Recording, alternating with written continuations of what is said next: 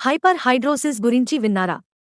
విపరీతమైన చెమటలు పట్టే శారీరక స్వభావం కలిగి ఉన్నవారిలో ఈ వ్యాధి వచ్చే అవకాశం ఉంటుందని నిపుణులు చెప్తున్నారు. అదేం ప్రాణాంతకం కాదు, కానీ ఇబ్బందిగా అనిపిస్తుంది. బయటి పరిస్థితుల్లో ఉన్నప్పుడు చెమటలు పట్టినా గాలివల్ల అవి ఆరిపోతుంటాయి. ఇంట్లో ఖాళీగా ఉన్నప్పుడు అలా జరిగితే స్నానం చేసేస్తారు. కానీ ఆఫీసుల్లోనో, మీటింగుల్లోనో పనిలో నిమగ్నమై ఉన్న సమయంలో అలా జరిగితే ఏం చేస్తారు? ఇక భరించాల్సిందే. కాని చాలా కాలం అదే కొనసాగితే దుర్వాసన వెదజల్లే పరిస్థితి వస్తుంది. అధిక చెమటలకు దుర్గంధం తోడైతే బ్రోమిడోసిస్ అనే బ్యాక్టీరియా డెవలప్ అవుతుందని, ఇది హైపర్ హైడ్రోసిస్ వ్యాధికి దారితీస్తుందని చర్మవ్యాధి నిపుణులు చెప్తున్నారు. చెమటకు బ్యాక్టీరియా తోడై, చెమటలోని లవణీయతకు బ్యాక్టీరియా తోడైతే దుర్గంధం పెరుగుతుంది. ఇదే హైపర్ హైడ్రోసిస్ వ్యాధికి దారితీస్తుంది. అయితే కొందరు చిన్న సమస్యే అనుకని నిర్లక్ష్యం చేస్తుంటారు.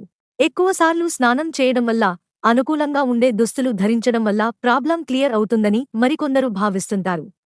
కానీ ఇది సరైన పరిష్కారం కాదని, వ్యాధికి గల మూలకారణాలను నివారించడమే మంచిదని చర్మవ్యాధి నిపుణులు చెప్తున్నారు. ఈ పరిస్థితుల్లో విపరీతమైన చెమటలతో వచ్చే దుర్గంధాన్ని పోగొట్టుకోవడానికి మెడికేటెడ్ సోప్స్, లోషన్స్, పౌడర్లు, సెంట్లు వాడుతుంటారు కొందరు. ఇవి కూడా పర్మనెంట్ సొల్యూషన్ కాదు. పైగా హైపర్ హైడ్రోసిస్ను నిర్లక్ష్యం చేస్తే క్రమంగా ఎర్రటి లేదా నీలం రంగు చెమటతో కూడిన క్రోమిడ్రోసిస్ అనే వ్యాధికి దారితీయవచ్చు. కొన్నిసార్లు అసలుకే చెమలు పట్టకపోవడం అనే హైడ్రోసిస్కు కారణం కావచ్చు.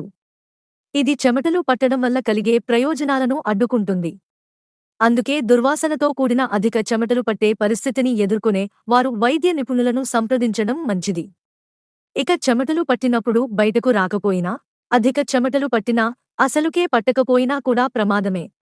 ఒక సాధారణ స్థాయిలో చెమటలు పట్టడమే మానవ ఆరోగ్యానికి మంచిది. మెలయేరియాకు దారితీస్తుంది. చెమటలు పట్టి శరీరం నుంచి బయటకు వెళ్లడానికి అవసరమైన స్వేద గ్రంథులు లేకపోతే మిలియేరియా అనే వ్యాధి వస్తుందని ఆరోగ్య నిపుణులు చెప్తున్నారు.